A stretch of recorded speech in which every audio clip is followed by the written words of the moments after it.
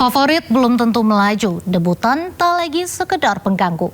Pertandingan Piala Dunia kali ini sangat menarik karena timnas Tanjung Verde bisa menahan imbang raksasa bola seperti Spanyol.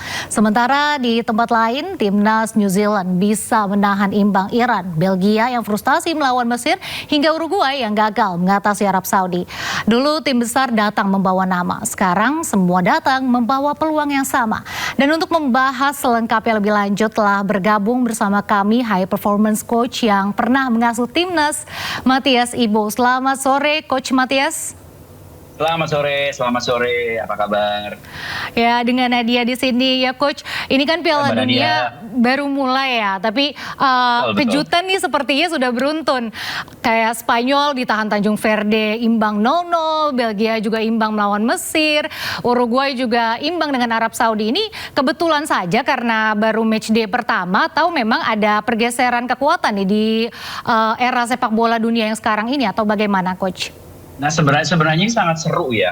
Ini sebenarnya yang kita harapkan sebagai fans sepak bola ya, agar nggak monoton aja gitu. Oke, Spanyol bakal menang, Uruguay bakal menang, Belanda bakal menang. Tapi tiba-tiba ada tim-tim lain yang justru melakukan permainan bola yang sangat bagus dan bisa menahan tim-tim kejutan. Tetapi again, ini kan pertandingan pertama. Saya ingat waktu 2010 di pertandingan pertama itu Spanyol kalah. Tapi akhirnya mereka menjadi juara Piala Dunia. So you never know. Ini baru game week 1 dan belum selesai juga kan.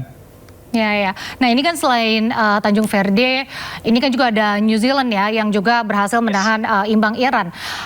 Apa ini bukti bahwa negara yang secara historik bukan kekuatan utama sekarang bisa datang dengan persiapan yang mungkin lebih berani, lebih matang, yang berbeda, atau bisa dilihat ini seperti apa nih Coach? Nah kalau kita pertama melihat ya, kalau sudah bisa masuk ke Piala Dunia, sudah bisa menembus ya bersama 48 tim yang lainnya, itu artinya mereka sebagai negara itu sudah bisa melakukan pembinaan yang baik ya dalam 4 tahun terakhir untuk menuju Piala Dunia ini, atau mungkin mereka memiliki program jauh lebih panjang dari sebelumnya untuk menargetkan ke arah sini. Jadi di mana dengan permainan mereka yang bagus, yang api ya, 0-0 melawan Spanyol dengan bertahan tapi sekali-sekali menyerang, permainan yang luar biasa bagus dari kipernya juga ya, ini memang menunjukkan bahwa memang sudah ada pergeseran dalam dunia sepak bola, tapi terutama lebih mungkin bukan untuk favorit, tapi lebih untuk bahwa sepak bola itu mereka sudah berkembang, sudah naik level. Jadi mereka sudah bisa mulai mengimbangi negara-negara yang memang sudah di kualitas A lah, seperti begitu. Iya, karena kan mungkin kita tahu ya New Zealand ini lebih terkenal atau lebih kuat di rugby-nya dibanding sepak bola. Ini memang apakah sekarang itu pembinaannya jauh lebih bagus, atau memang pembinaan sepak bola global itu lebih merata, atau investasi di bidang sepak bolanya juga lebih merata gitu sekarang, atau bagaimana? Ya.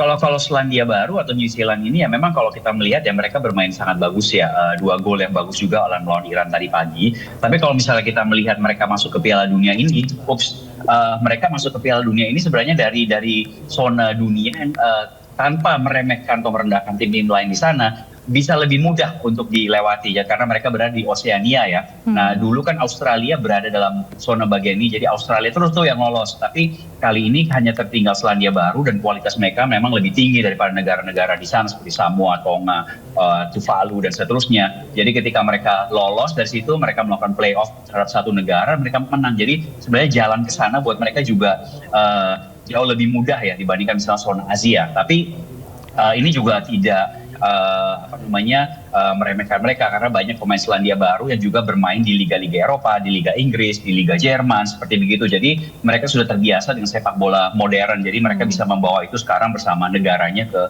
Piala Dunia. Oke, Coach, ini kan awalnya banyak yang meragukan format 48 tim ini ya, karena ya dianggap mungkin kualitasnya timpang lah atau apalah. Tapi kalau kita lihat di hasil awal ini justru menunjukkan banyak tim debutan dan non favorit mungkin ya yang bisa kompetitif. Ini apakah format baru ini malah membuka ruang untuk lahirnya kejutan-kejutan, atau sebenarnya memang 48 tim ini kurang efektif, atau bagaimana sebenarnya? Ya itu bisa dilihat dari 2 sisi ya. Kalau misal dari sisi yang ngerinya memang banyak ya. Jadi kan kita mereka harus bermain lumayan banyak dan juga mungkin recovery-nya sedikit ya karena begitu banyak pertandingan ya atau juga menunggunya lebih lama. Tapi dari sisi positifnya ini juga bisa ya seperti tadi itu negara-negara yang dulu tidak punya kesempatan untuk masuk Piala Dunia sekarang bisa berada di situ, bisa bermain. Jadi kita juga bisa melihat nih, jadi pemain-pemainnya bukan itu aja, tapi justru kita akan melihat wah munculnya banyak nama-nama baru nih di ke depan yang mungkin akan nanti menjadi bintang atau bermain dengan menjadi top scorer di salah satu liga Eropa atau menjadi playmaker yang luar biasa. Jadi sebenarnya dengan adanya 48 negara ini justru membuka wawasan kita bahwa dunia ini dengan negara-negara tersebut justru memiliki banyak sekali pemain-pemain bola yang luar biasa. Jadi sebenarnya seru aja melihatnya bahwa ada ini. Dan note ya, di ronde minggu pertama ini negara Asia untuk pertama kalinya tidak ada satupun yang kalah. Jadi heads up ke Korea Selatan, Jepang, Qatar, Saudi Arabia, Iran semuanya berhasil mendapatkan 1 poin dan 3 poin. So it's really good. Jadi pertama kali dalam sejarah Piala Dunia negara Asia dalam pertandingan pertama semua nggak ada yang kalah. Ya, Coach ini bicara Korea Selatan juga. Ini kan Korea Selatan pernah punya momen besar ya pada Piala Dunia 2002 ini mencapai semifinal dan juga ini Maroko misalnya mencapai semifinal juga di 2022. Kira-kira apakah Tanjung Verde berpotensi untuk memiliki momen besar seperti Korea Selatan dan juga Maroko? Tanjung Verde kalau tadi ya, kalau kita melihat mereka bermain di lawan Spanyol, ini 0-0 ini luar biasa. Dan pasti ini akan menaikkan motivasi mereka, level mereka 3-4 kali 5 lipat ya. Mereka bilang, yes we can play against Spain. Jadi mereka bisa. Jadi siapa tahu selama mereka bisa menjaga integrasi timnya, menjaga kualitas timnya, bisa bermain kompak bersama. You never know, bola itu bundar, semua itu mungkin. Baik, Coach Matias dan juga pemirsa, ini pertandingan syarat gengsi akan tersaji di grup I Piala Dunia 2026 saat Prancis menantang Senegal. Tak hanya sekedar perebutan 3 poin, laga ini juga menghidupkan kembali memori kejutan besar Piala Dunia 2002 saat Senegal menumbangkan Prancis pada laga pembuka.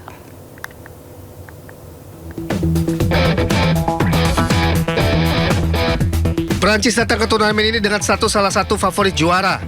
Skuad asuhan Didier Deschamps dipenuhi pemain kelas dunia seperti Kylian Mbappe, Ousmane Dembele hingga Michael Olise yang tampil gemilang dalam sejumlah laga uji coba.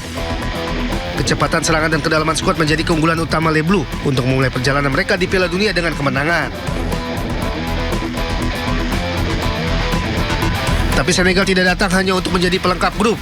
Wakil Afrika itu masih memiliki pemain berkualitas seperti Sadio Mane, Kalidou Koulibaly, dan kiper Edouard Mendy. Pengalaman bermain di level tertinggi membuat Senegal mampu menjadi ancaman serius bagi siapapun. Gaya bermain yang mengutamakan kekuatan fisik dan serangan balik cepat diprediksikan akan menjadi senjata utama untuk meredam dominasi Perancis.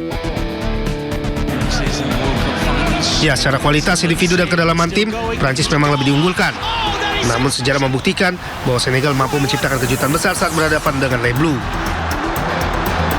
Karena itu Perancis harus tampil waspada jika tidak ingin menjadi korban kejutan Afrika untuk kedua kalinya di panggung Piala Dunia.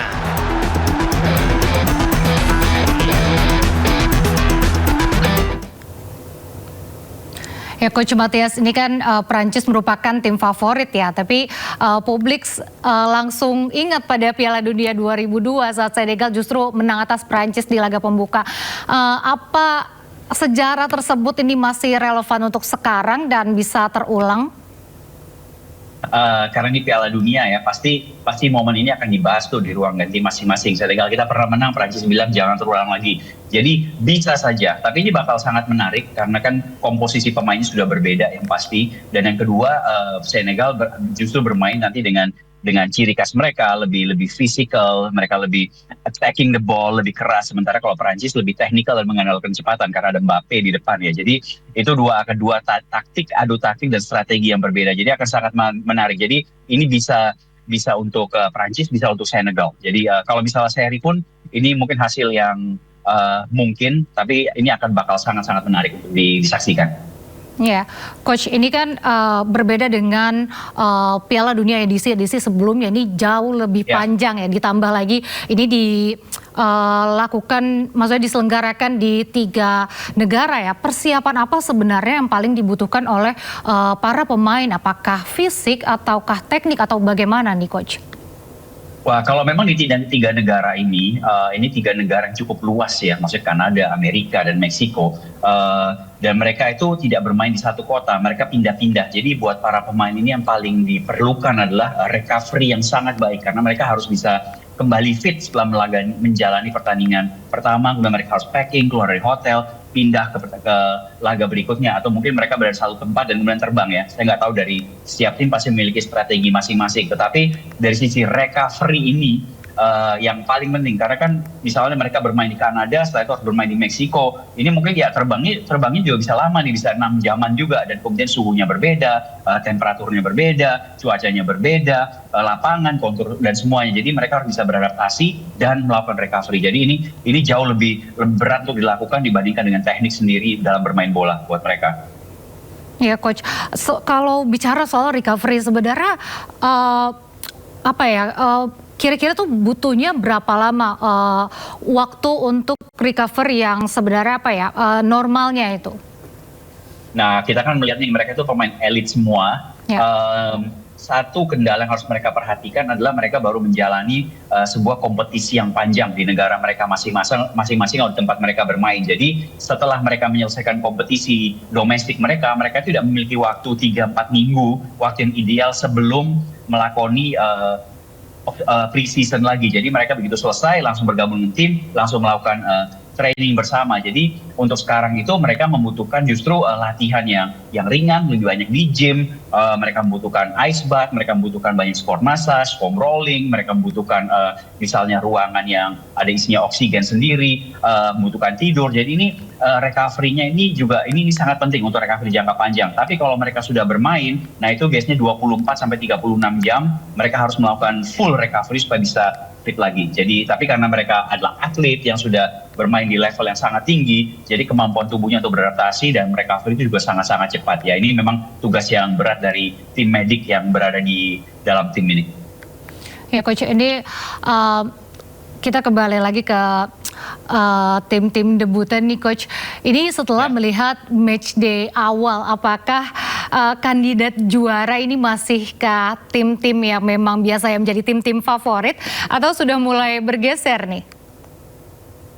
Kalau untuk sekarang ya, kita melihat dari hasil pertandingan pertama ini juga mungkin buat tim-tim yang kemarin seperti Spain ya, contohnya mereka seri hari ini ya, mereka akan melihat wah ternyata nggak semudah itu. Jadi pasti mereka akan bersiap untuk pertandingan berikutnya. Tetap akan menjadi favorit seperti Argentina, Brasil, Jerman dan seterusnya. Tetapi kalau menurut saya mungkin ada, kita akan melihat tim ya, dan harapan saya karena sebagai dari bagian dari Asia ya, saya bisa melihat Jepang sampai ke semifinal, karena mereka dari pertandingan persahabatan sebelumnya mereka mengalahkan Inggris di Inggris. Tadi pertandingan pertama lawan Belanda 2-2, mereka memiliki kualitas yang sangat-sangat bagus. Jadi dan dengan disiplin dan komitmen orang Jepang, mereka bisa menjauh di Piala Dunia kali ini.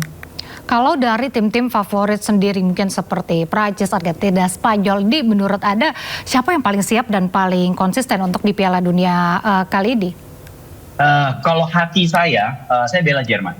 Tetapi kalau misalnya mau melihat analisa, saya sih berpikir mungkin Portugal yang memiliki chance untuk menang. Mengapa? Karena sekarang timnya itu bermain semuanya untuk Cristiano Ronaldo. Karena ini Piala Dunianya yang terakhir dan mereka ingin agar Cristiano Ronaldo juga bisa mendapatkan Piala Dunia seperti Messi. Jadi motivasi mereka berbeda, tapi kedalaman squad dari Portugal itu sangat luar biasa. Lini tengahnya itu amazing.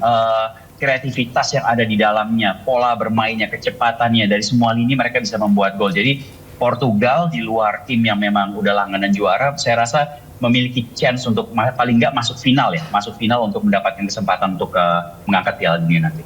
Oke, Coach, kalau harus memilih satu dark horse ya yang bisa menembus semifinal seperti misalnya Maroko di 2022, siapa menurut Anda kira-kira?